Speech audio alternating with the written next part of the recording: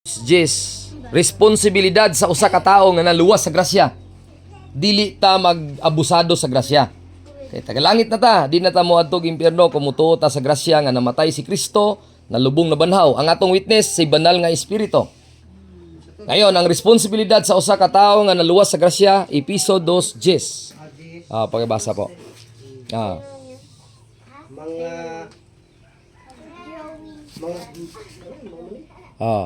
Jis, episode 2:10. Mga binuhat kita sa Dios. Gibuhat kita niya diha kang Kristo Jesus. Aron magbuhat kita sa maayo Yun. nga maoy iyang tuyo. Mabuhat og maayo. Dili para maluwas, kundi human sa kaluwasan sa grasya, after salvation without works. Langit na yun. Faith lang, believe lang. Pagkahuman ni ana, maglakaw tira kita sa kalibutan nga naay pagkamaayo. Diri para maluwas, kundi mao nay gusto sa Ginoo. Nga ikaw nga naluwas sa grasya, ikaw yung maayong tao diri sa katigbian, ikaw yung maayong tao diri sa maayong anak ka. Mao nang ako nitabang ko kay Mama Kulumba. Mama Kulumba, mamaya ato na ayuhon imong tuhod, mangita na putag tambal. Pagka maayo na, pangitaag paagi nga makaayo. Alin na plano si TJJ nga gusto ko mag-restaurant. Ran, ana ba? Mapaampo tag inog kapital para maka-restaurant ka nga na ba pagka maayo tabang sa laing tao. Diri para malangit, kundili para ito makaayo nga ikaw mismong nagsabing tagalangit, maayo ang imong gawa.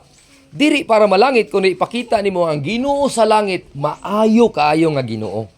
Ang akong amahan, maayong Ginoo. Ako nga anak niya, ipakita po na maayo ka. Kamo? Kay wala pa man ka sa langit, na pa man ka sa yuta. Nanay reward na magpaabot nimo dito. Kamo?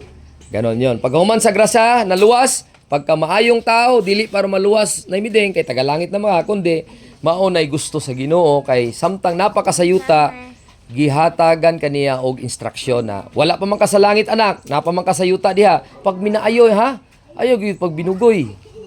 Ayaw gyud pasaway, kundi magiging mabuting anak ka. Di ba Juboy, Jaire? Isang araw nga si Juboy Jaire iniwan ko sa bahay, sa ibang bahay. Hindi naman siya taga doon sa kanila. Juboy, doon ka muna sa bahay ni Kuya Jowa siya. Siya nga, sige papa, mag-practice muna kayo ng gitar. Sige papa. Isa lang ang sabihin ko, Juboy, hindi mo yan bahay. Hindi mo yan bahay. Samtang naka dito, boy, wag mo ipahiya si Papa, boy. Wag mo ipahiya. Hindi mo yan bahay. Muragod ang kalibutan sa Buenavista. Hindi natin bahay ito. Ang ating bahay, langit na. Habang nandito pa tayo, kay naligtas man tayo sa grasya, wag tayong maging pasaway, no? Wag tayong pasaway, Jerry, no? Dapat tayo ang mabait na anak ng Diyos habang nasa lupa pa. Masunurin ang anak, di ba Joy? Masunurin, obedient. Si Fidel, masunurin sa mama niya. Si Faye naman, masunurin sa kanyang husband. Di ba kanya mo? Ganun ang mga bagay. Para hindi papunta ng langit, kundi yun ang responsibilidad. Responsibilidad, kaya hindi mo bahay natin to. Gusto mo forever ka dito?